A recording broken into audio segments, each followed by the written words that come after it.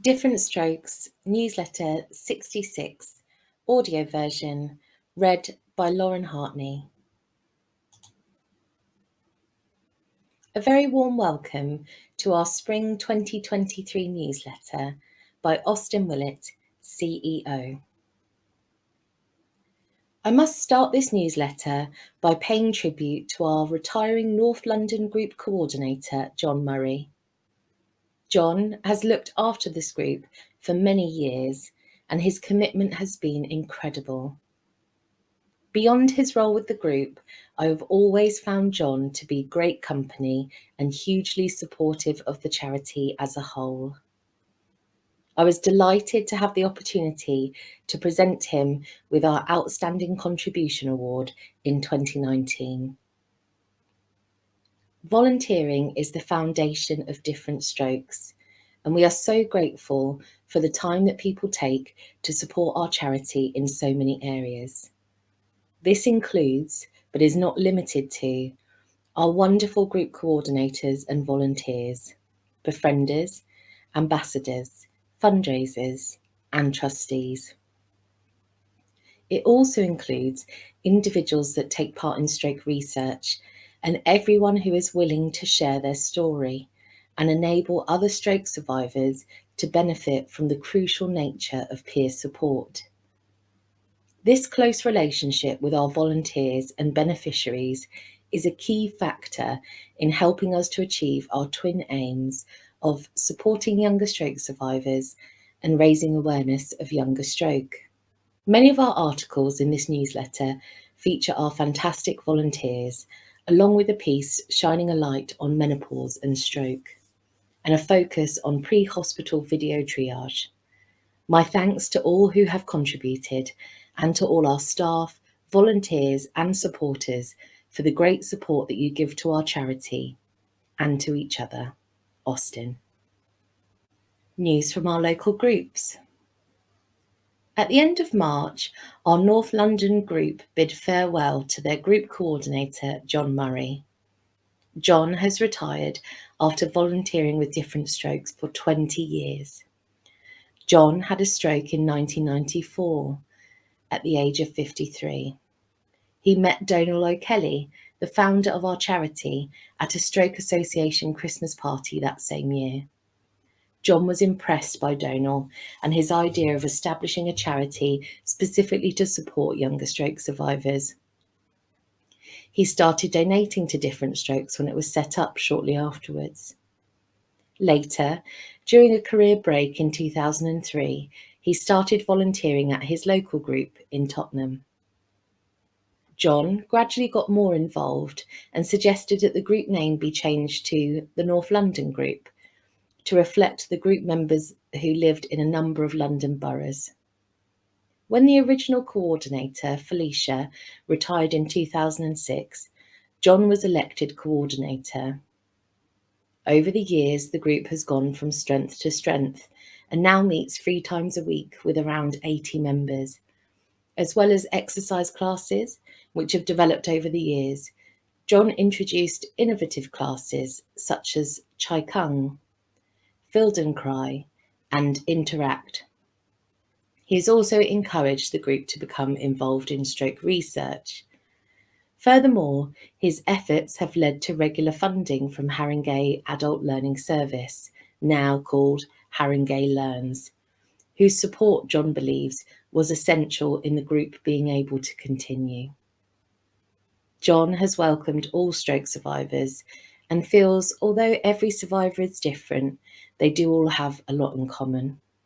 Although he will be a hard act to follow, new coordinator Hilary Marks is looking forward to her new role with the support of the group's 10 committee members. News from our York group. Last year, our York group was nominated as Charity of the Year by their local Hiscox Insurance office. Hiscox organised various fundraising activities throughout 2022, including the York Inflatable Run. The group was overwhelmed when Hiscox got in touch to share the fantastic news that £464 had been raised. Chris O'Neill, the group coordinator for Different Strokes York, said, "The group is thrilled at receiving such a fantastic donation. It removes the stress of finding funding for the next 3 years, and it guarantees that we will be able to continue to provide a blend of physical and social activities for the group at affordable prices." News from our London Central group. Our London Central Group Coordinator, Jeffy Wong, recently attended a VSC Marketplace event in Islington as part of Social Work Week. The event was open to social care practitioners to find out about local services. Jeffy did a fantastic job promoting the group's weekly meetings and increasing awareness of all the services our charity offers. News from our West Kent group. Our West Kent group holds monthly peer support meetings alongside a variety of guest speakers. They also offer weekly neurophysio exercise sessions, which are subsidised by fundraising. Group coordinator Lisa Beaumont and group member Malcolm Hill hosted a Stroke of Genius quiz night in March, raising funds to facilitate another subsidised place in the neurophysio exercise programme and to support their ongoing room hire costs. Meet the volunteer, Sue Sanders. Over the past year, we have been growing a team of volunteer ambassadors to help raise awareness of younger stroke and of our work. We spoke with Sue, an ambassador based in Gloucestershire, about her background and her voluntary role. She says, "In 2010, at the age of 48, out of the blue, I had a stroke. I can remember waiting for the ambulance thinking, I can't be. I'm only 48 and only old people have strokes." I was taken to the John Radcliffe Hospital in Oxford, where I received thrombolysis treatment. I spent 2 weeks there before being transferred to Cheltenham for another 16 weeks. During this time, my husband Nick heard of the Oxford Centre for Enablement, or OCE. I wanted to get my life back on track, and we wanted to explore the best opportunities available for my rehabilitation. I am very determined, and after a bit of a fight, I was admitted to OCE as an inpatient. I would not be where I am today without the specialist therapy I received there. My stroke has left me with left-sided hemiplegia, but this hasn't held me back from being adventurous. Since my stroke, I have tried indoor skydiving, been on the longest zip wire in Europe, and tried adaptive surfing, adaptive supercar laps, walked over the top of the O2, and taken up archery. This led to my selection to join the para-archery programme for Tokyo 2020. Sadly, circumstances meant I couldn't compete in Tokyo, but I did come third at the National Disability Archery Championships in 2018. Post-stroke, I returned to work part-time and found a new passion for volunteering. I delivered a speech to 150 NHS stroke specialists in Bristol and gave a presentation to 60 occupational therapists at Oxford Brookes University. I joined Different Strokes as an ambassador in 2018 so that I could help other stroke survivors maximise their recovery. I'm not fazed talking to large groups of people, and I'm comfortable talking about my personal experience of stroke, as when you are passionate about something, hopefully that comes across. I have participated in various research projects, delivered presentations, including a talk on life after stroke and living with post-stroke spasticity for Ipsen, which was live streamed around the world. I've attended CHEC presentations. I'm involved with my local ISDN, or Integrated Stroke Delivery Network, where I champion the voice of younger stroke. I've made suggestions which have been implemented, such as a central email address as a point of contact and the content of the flyers to be sent to stroke survivors. I also got involved with a funding bid panel for several stroke projects in the Southwest. I really enjoy volunteering and would certainly recommend it. It's great to see people flourish because what you have told them or the support that you have offered. Juliet Dean, the Stroke Quality Improvement for Rehab lead in the Southwest, said, "Sue is such a joy to work with and has been fundamental in the launch of several large projects for stroke services within the Southwest.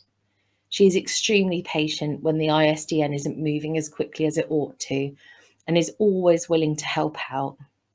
Sue approaches every task with the perfect balance of humour and sensibility, and we look forward to working closely with Sue again as the ISDN embarks upon patient voice representation within the west of England." Stroke and menopause. Menopause can be challenging without the added complexity of stroke. From limited medication options to overlapping symptoms, we asked GP, different strokes trustee, and stroke survivor, Dr. Satinder Sangera, all about menopause after stroke. Can menopause be more challenging for stroke survivors? Satinder says, stroke can be associated with symptoms of labile mood, brain fog, impaired temperature regulation, reduced libido, vaginal dryness, increased urine frequency and irritation, and aches and pains. Within your body, the reduced levels of estrogen are associated with an increased risk of bone thinning or osteoporosis and heart disease. During perimenopause, women with a migraine history can experience more migraine attacks. These symptoms can also occur during menopause, and for women with a history of stroke, these effects can feel magnified. However, I see many hundreds of women crippled by their menopausal symptoms who have no pre-existing health conditions. I also see women struggling with their menopause symptoms who improve their symptoms through diet and lifestyle alone. Stroke survivor experience.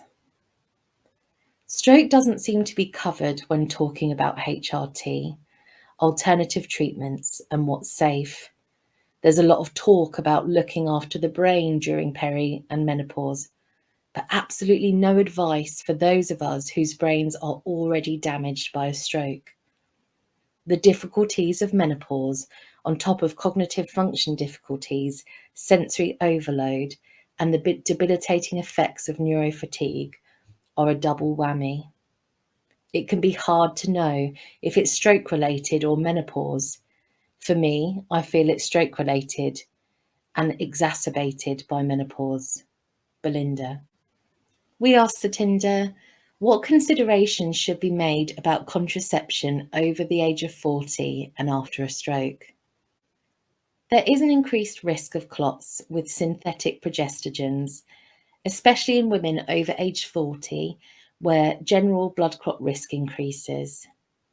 This may therefore restrict the use of the mini pill in some women with a history of stroke approaching the menopause.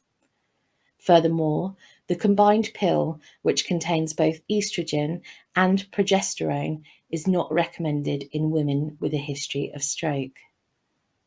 As female stroke survivors approach menopause, their contraceptive options can be restricted. However, they may be able to consider the Mirena IUD or sterilisation, depending on stroke type, and in all women, a copper-based coil is a suitable option, as is a vasectomy for sexual partners. Stroke survivor experience, anonymous. I have been weighing up the impact of coping with extremely heavy and irregular bleeding, probably worsened by blood thinning meds, versus the potential stroke risks associated with the Mirena IUD. Heavy bleeding totally exacerbated already chronic stroke fatigue, So I have decided to try Marina. Can stroke survivors take HRT? While women without a history of stroke are more often eligible for HRT, this option is not always available in women who have had a stroke. If you wish to consider HRT, you should seek the advice of a consultant who specialises in family planning and menopause. They will consider your risks based on the type of stroke that you had. For women with a history of thrombotic stroke, even topical HRT preparations and natural estrogen are often not advised. For those who are not eligible for HRT, this can make them feel very disadvantaged during the perimenopausal stage. Is HRT dangerous for stroke survivors? HRT is not dangerous for all women who have had stroke history. However, any stroke caused by a thromboembolic event is associated with risk. Even the most modern types of HRT cannot guarantee safety against further clot risk in this group of women. What about HRT patches? I spoke to one of the country's leading experts on family planning and menopause, who advised me there is a lack of data to support the use of HRT patches or bioidentical treatments for women who have had strokes due to clot formation. I asked about conflicting information on the patches, and she again reiterated that there is a lack of evidence to support the use of these in women with a history of stroke caused by a thrombotic event.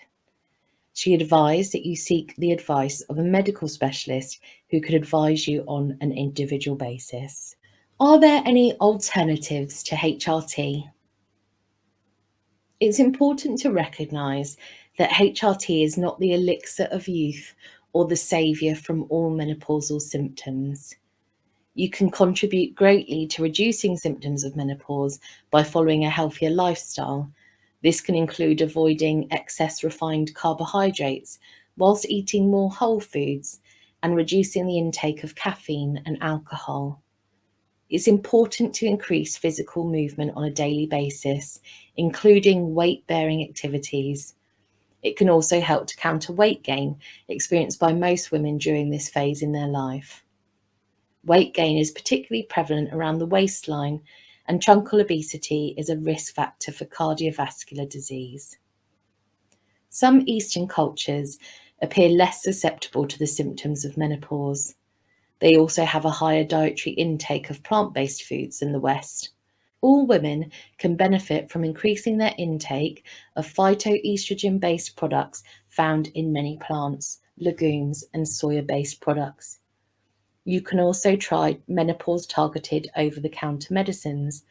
These contain extracts like black cohosh, red clover, and other plant-based ingredients. For some women, menopause brings symptoms of low mood or depression, and they may benefit from an antidepressant.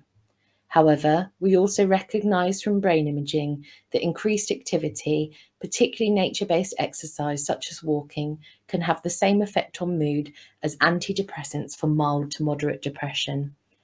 A healthier diet has also been shown in some research trials to improve mood. For vaginal dryness or urinary irritation, vaginal estrogen can be used by all women provided they don't have a current estrogen-dependent tumour. The important thing to remember is even women for whom no HRT is permissible can find alternative ways of minimising the effects of their menopausal symptoms. Advice from fellow survivors. My GP suggested starflower oil capsules. These helped with breast pain and hot flushes. Be kind to yourself. The fatigue is horrendous as you have stroke-related fatigue doubled with hormonal energy loss and fatigue. Don't hide. Let your family and friends know so they can understand the changes in you. Ask to speak to a menopause specialist, then make your best judgment about risks and benefits for you. As in the case with stroke recovery in general, it gets better in time. Updating our children's packs. Back in 2010, we created children's resource packs.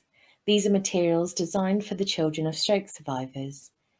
They're written in age-appropriate language for ages 3 to 6, 7 to 11, and 12 to 17, and are designed to help children better understand what has happened to their parent. These packs are now 13 years old, and we feel that the time is right to update them. We are seeking feedback from stroke survivors and their children. Would you be able to help us with this? Are you a stroke survivor with children aged 3 to 17 who would be willing to get involved? Or do you have a child aged 12 to 17 who would be happy to be interviewed either on an individual basis or as part of a focus group? If so, your support could really help us to develop fantastic materials to support other families that have been affected by stroke. To find out more, contact janice.turnbull@differentstrokes.co.uk. Learning to live with fatigue after stroke. In our annual survey last year, 81% of survivors reported that fatigue continues to have a huge impact on their lives. The severity of fatigue often varies and may increase as a direct result of activity, or it may not. Fatigue can be overwhelming, both physically and mentally. It can occur without warning and make daily routines unpredictable. During our virtual conference, we invited a group of survivors to share their experiences of living with fatigue. Here is just a small taster of what they shared with us. Joe, who had a stroke aged 45, says, "We have injuries in our brains now. The messages don't travel the way they used to. They go the long way round. Like a diversion on the motorway, our messages are being redirected to avoid the injury. The new pathway they are travelling won't be as efficient.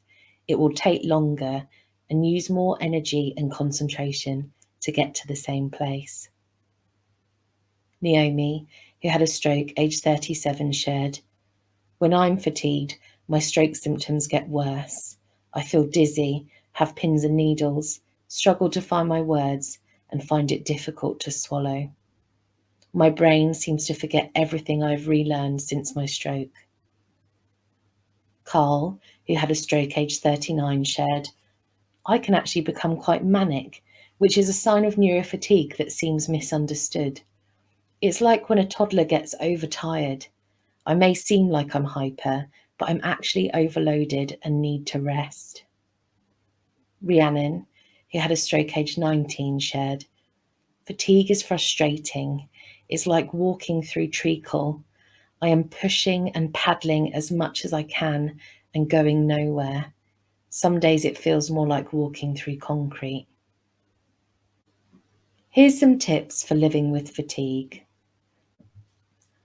1. Ask for support. If fatigue is impacting your life, go to your GP and ask for help. It doesn't matter how long ago your stroke was. You should be able to access support for ongoing symptoms, and your GP is usually the gateway to these services. 2. Schedule rest times throughout the day. Learn that it is okay to rest. It can help to view rest as an activity in itself. You're not just being lazy or inefficient. 3. Learn your triggers. Everyone will identify with fatigue differently. Listen to your body and know your body's limitations. 4. Communicate your triggers and what the signs of fatigue are for you with the people around you. Naomi says, "I developed a traffic light system with my husband and children. I wear reversible wristbands that I use to communicate how tired I am. If both bands are green, I'm okay.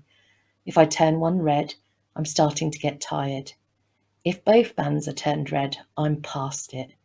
It's a really visual way to indicate to my young children how mummy is feeling." 5. Remember that fatigue is not your fault. You did nothing wrong. Don't feel guilty about it. 6. Set yourself achievable goals. Carl shared, I do Lego or a puzzle, things that feel achievable. It helps my mental health to feel that I am achieving something. You can watch the panel discussion on our YouTube channel, Different Strokes UK, in the playlist Virtual Conference 2022. Wayne's story. Wayne English, 47, had an ischemic stroke in 2022. Here, he shares his story. It was a hot, sunny day. Over 170 runners were at the start line in the Canaccord Cup Series run in Jersey. After running an ultramarathon 3 weeks earlier, I expected this would be a more relaxing 5K. I kissed my girlfriend Emily and we wished each other luck. My run started well. I held a good pace and I was feeling good. The pier was underfoot and I was closing in on the finishing line. Things suddenly changed. I felt funny, my vision blurred. I could hear my breathing becoming heavy, my heart pounding. Like a warrior on the battlefield, I struggled on, darkness imprisoning me. It felt like a curtain dropping over me, the finale in a West End musical. I held onto a wall with my left hand. My right arm and leg had given up. I was helped to the floor and placed on my back. I couldn't speak. Paralysis covered the right of my body. I had no pain, but I didn't know what was happening. I was helpless, detached from myself. Were these things around me real? Was this a dream? You may have guessed it. It wasn't a dream. It was a stroke. I was thrombolyzed within the hour at the Jersey hospital. My CT scan found an acute occlusion in my left middle cerebral artery. This resulted in a transfer to Southampton Hospital and an urgent mechanical thrombectomy. The procedure happened within 6 hours of my stroke. It's been 6 months since my stroke, a period of ups and downs, aches, pains, fatigue, brain fog, frustration, anxiety, and depression. I spent 2 weeks in Southampton Hospital, followed by 3 days in a rehabilitation ward in Jersey. After passing the occupational and physio tests, I was allowed to return home. It was a shock that everything happened so quickly. And then there was only myself, Emily, and the dogs. It was stressful and tearful at times, but we found our feet in this changed life and got into routine. My stroke is not visible on the outside. I don't have a physical disability apart from numbness and sensitivity to temperature in my right arm. Everyone may think I am okay. He's on 2 feet. He is looking really good. But it isn't that way. I have aphasia. Aphasia is a complex language and communication disorder. Having had no speech initially, my communication has improved. My mind was previously like a shelf of books with pages of memories, ideas, and communication. My brain manager, upon the instruction of my stroke, has taken all of those pages and ripped them up. It's up to me to fit them all together again. Is it impossible? Only time, willpower, and help from others will tell. I talked in the past, laughing and joking. I'm nowhere near as quick as I was. People ask me questions and I have no answers. Something may be lurking in the deepest black hole, but I can't find it. My banter and quick-wittedness have gone. My confidence has been shattered. I have anxiety thinking about my family, friends, and employers. Can they all cope with the new me? My depression and frustration levels are the highest when I have fatigue, having no energy, misplacing and not finding my words, feeling worthless and being lost. It's tough to get through. However, I know that in days to come, the sun will shine again. Every day is like a battle. Some days I will lose, but most I win. These tiny victories I can be thankful for. I have been broken, and my systems may have malfunctioned, but I am still here, and I am moving forwards. I have so much to be grateful for. The medical professionals who supported me, they were all out of this world, and I would not be here without them. All the love and support of my family and friends. Lastly, my wonderful and amazing Emily, who is a ray of sunshine even on my darkest days. Through different strokes, I have been moved and impressed by other people's stories. It has given me the chance and courage to share mine. Having aphasia meant it took me a long time to bring all of my words together about what I wanted to say, but I did it. And I'm thankful for my speech therapist, Lisa, who set me on that goal and who has helped me so much. I hope that my story has given hope to others that are in similar positions. I am a survivor. I am fighting, and I am thankful to be here. If you've been inspired by Wayne's story and would like to share your own, please email info@differentstrokes.co.uk to find out more. Here's Wayne's tips for stroke survivors. Number 1, take every day as it comes. Some days will be good and others won't.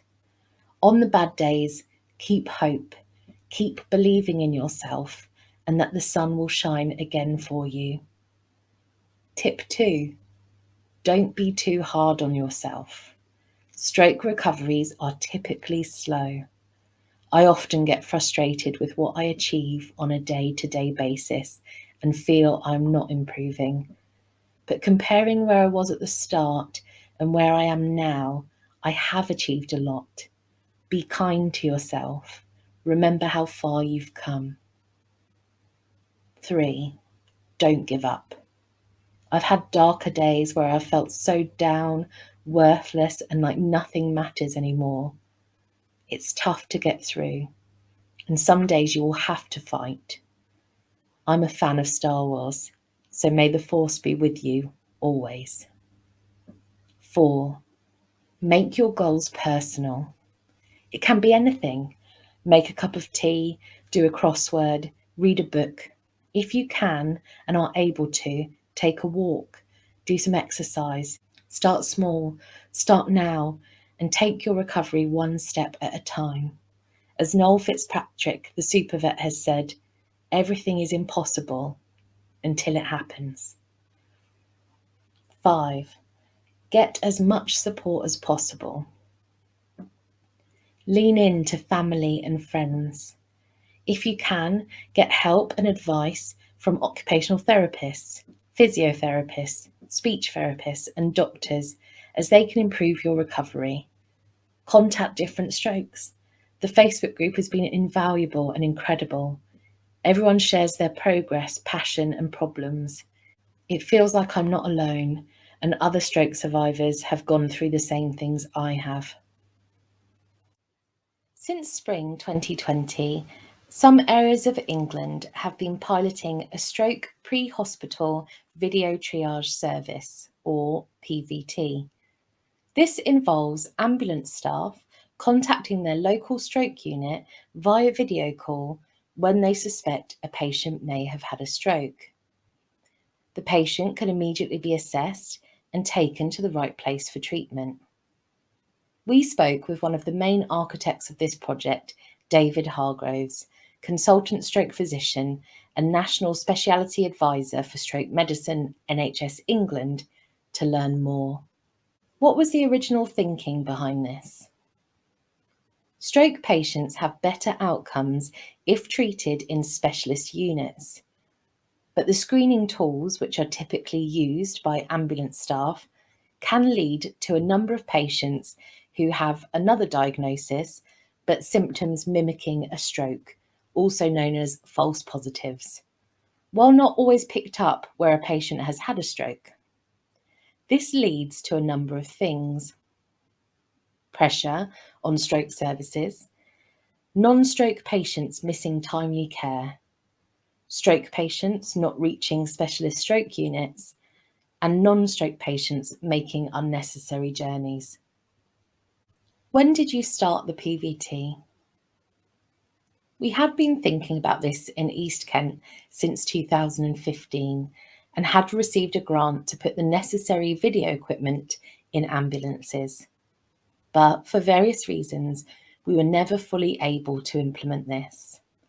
However, the huge pressures placed on the NHS at the onset of COVID meant that it was vital that we got the right patients in the right places, as we didn't want people going to places they did not need to be.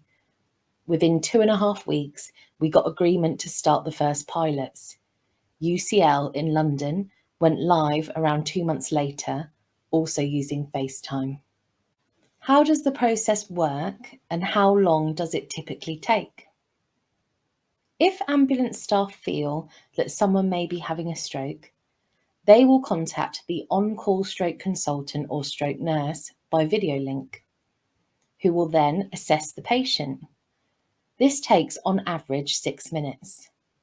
They will then make a decision with the ambulance team as to where that patient should go. This could be to a hyperacute stroke unit, to a local emergency department if they haven't had a stroke but require other treatment, or for some patients that have had a TIA or transient ischemic attack, also known as a mini stroke, they will be directly referred to a TIA clinic without needing to go to hospital. For patients coming to the hyperacute stroke units, the process of care is likely to be improved because the background work has already been done, meaning that when they arrive on site, appropriate treatment can commence rapidly. What evidence is there that PVT is working? The evidence base is limited but growing. 2 surveys have been carried out which show that PVT is usable and acceptable. From figures we have in East Kent and London, around 45% of patients are taken to a hyperacute unit, around 39% to non-hyperacute hospitals, and about 16% have not required immediate hospitalisation. Almost all stroke patients have been taken direct to the hyperacute stroke unit, and more than 95% have reached this within the time threshold, and there has been no increase in the median times of onset to stroke unit. What do patients and clinicians think? Anecdotally, patients are very happy because, in effect, the consultation starts earlier. The ambulance staff are very pleased.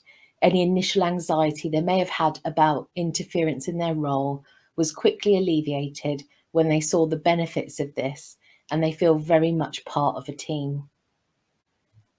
There was some reluctance from stroke clinicians at first, as they believed that having to make time for video consultations would add to their already busy workloads. But it soon became clear that without video consultations, they would be seeing these patients in a hyperacute stroke unit anyway. So in effect, this service was saving them time by allowing them to make appropriate assessments at an earlier stage. I really appreciate the innovation and how the VT can change a lot of things at the patient, hospital, NHS and national levels. From my contribution so far, I feel the huge difference we are making. Stroke Registrar. Wow, it's just amazing. We are really running fast to the future. I have so much positive feedback from everywhere, including ED consultants and radiographers. Just great. Stroke consultant. It was brilliant. Cannot fault the ambulance crew and being able to talk directly to the hospital. It meant there was no time wasted when I arrived. The technology is amazing. Patient. What plans are there for rolling this out nationwide? Funding was secured in January 2022 for 9 more pilot areas across the country. Some of these started off as a daytime service only, while others have a 24/7 service. They're at various stages and are using different video platforms. We are not constrained by having to use a specific system, so are happy for each area to use whatever works best for them. Additional funding is in place for 2023-24, so we are hoping that by 2024, all ambulance services will be using this.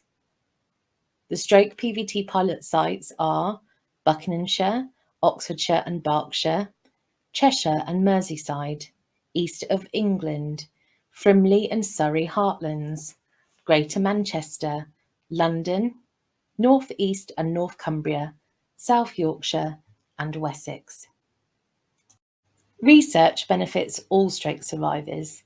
By taking part in research, you are bringing the stroke survivor's voice into the development of products and services, which is a great way of using your own experience to help improve the quality of life for people affected by stroke. Here are some studies we're helping to promote that are looking for volunteers. Carer Experiences: Rebuilding Life After Stroke. This project aims to evaluate a self-help book called Rebuilding Life After Stroke, which has been developed by stroke survivors, carers and staff working in stroke services. Developing virtual reality rehabilitation games for stroke survivors. This project is recruiting people living in Norfolk. They're looking to hear from stroke survivors with difficulties noticing things on one side, spatial neglect, and their family, friends or carers, all 18 plus years old. Do you suffer from fatigue? Would you like to participate in an online research study investigating fatigue? This study aims to investigate if altered visual perception is related to chronic fatigue. Stroke survivor volunteers needed for the study of sleep and learning. The study involves completing the tasks at home, as well as completing some questionnaires and wearing an activity monitor to measure your sleep at home. Using virtual reality and EEG technologies to help restore limb movement. This project is developing a tele-rehabilitation platform for stroke survivors to help to restore limb movement more quickly and effectively. To find out more about these projects, please visit differentstrokes.co.uk and stroke information and then select Take Part in Research. Keep marching on. March On is our annual fundraising challenge to encourage people to achieve a fitness goal throughout the month of March and raise funds at the same time. We want to send a huge thank you to all of our March On participants 2023 who smashed some amazing goals and raised over £9,000. Here, a few fabulous fundraisers share their personal reasons for taking part. Sam: I'm 47 and had a stroke age 41. I spent 7 weeks in hospital. After lots of tests, I eventually found out that I had 3 holes in my heart. I had them repaired in 2018. 2019 brought happier news as my beautiful granddaughter Isabella was born. She makes me happy that I survived and changed my way of thinking. Before the stroke, I worked full-time as a support worker for adults with learning disabilities, and I miss it terribly. However, I now see things from the other perspective, and I take that as a plus. The March On Challenge has helped me work towards a goal, kept me motivated, and helped me to work through fatigue. Maggie: I decided to do March On after seeing members of the Facebook group do it last year. I was in a low place, not able to walk much myself, but I said to myself, one day I'll be able to do it. The first 6 weeks after my stroke, I had daily physio, and walking has been a struggle. I have such a profound loss of feeling and left side neglect. After waiting nearly a year, I finally got an ankle foot orthosis. It changed my life. I can now walk further than I could without it and walk a very short distance stick-free. This year, I saw March On as an opportunity for me to challenge myself to up my stamina and walk further. My name is Hayette. I'm 34 years old, married to my husband Lewis, and we have a son called Aidan, who will be 3 in June. I had a subarachnoid hemorrhage and then an ischemic stroke. I had 2 brain surgeries to coil 4 brain aneurysms and then to drain the excess fluid. I had to learn to walk, talk, and eat again. I did not understand what had happened to me for a good 7 to 8 months, and my key word for this phase of my life is pure confusion. English is not my first language, so I wouldn't understand things completely, and it's been a long journey, which I am still working on with the help and support of family and friends. I owe them everything. Different Strokes has helped me with monthly online catch-ups and really interesting webinars. I have cognitive impairments, especially in terms of memory, attention, and problem solving.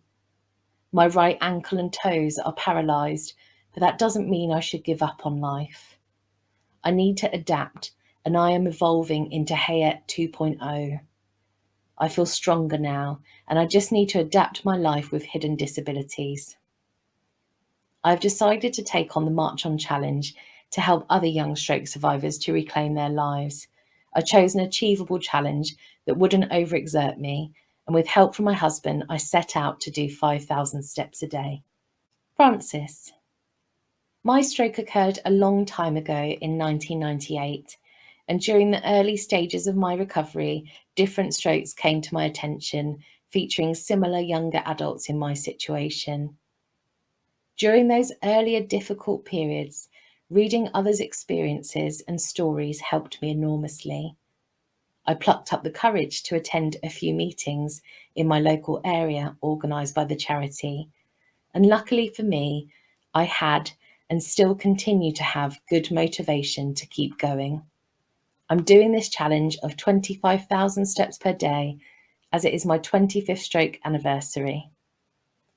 Recent snowy weather hasn't been kind to outdoor walking, so I'm lucky to have an indoor treadmill to keep them steps coming. Kerry. I decided I would try to support as many charities as possible this year because charities are facing the cost of living crisis, like we all are. Plus, it means I motivate myself to do a whole year of exercising. Ask any of my friends and they will tell you exercise is not my favourite thing in the world. I chose Different Strokes as a friend at work had a stroke and now has an acquired brain injury, and she recommends the charity. We both work for ILS Case Management, who provide case management for those who have sustained catastrophic injury.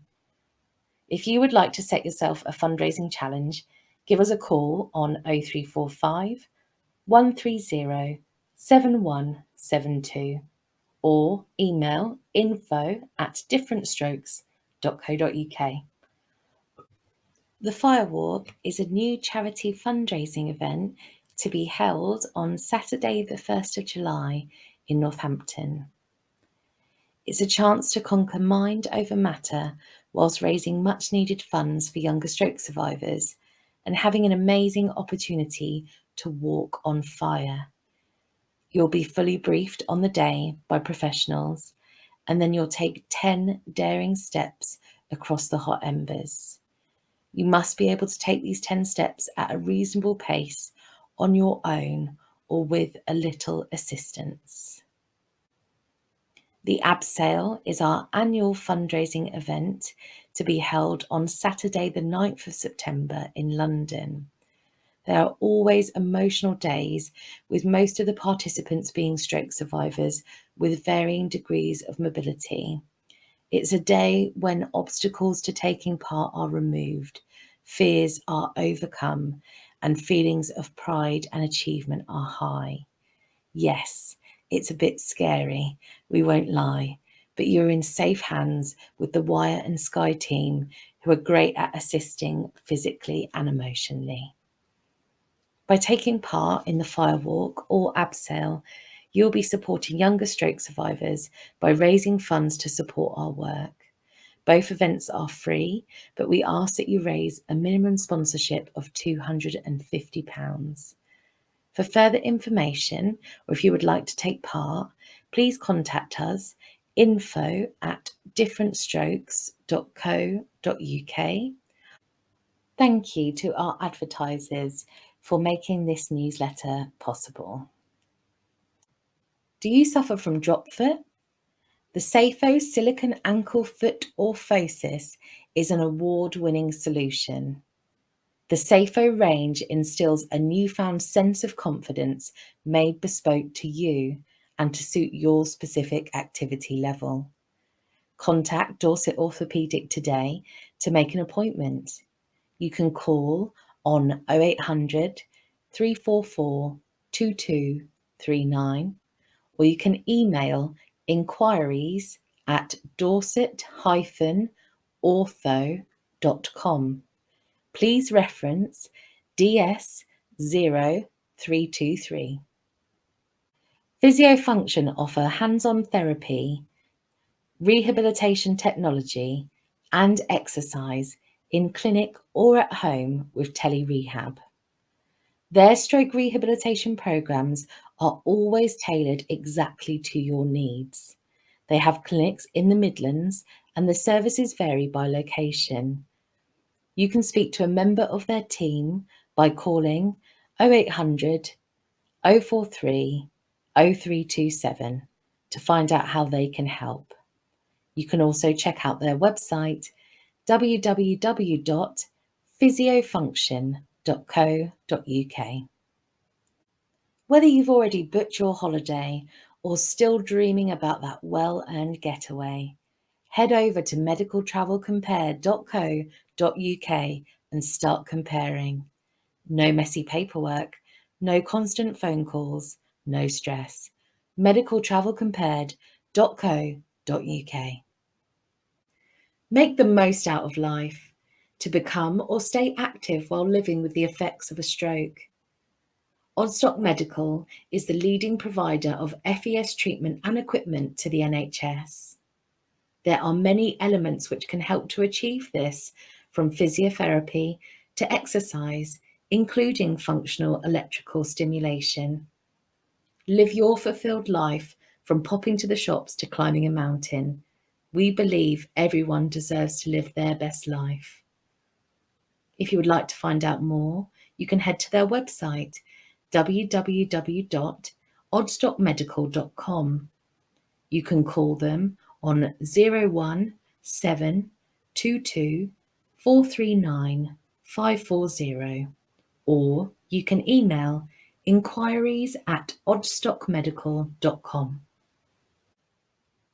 A huge thank you to everyone who contributed to this newsletter. We hope you've enjoyed it, and thanks for listening.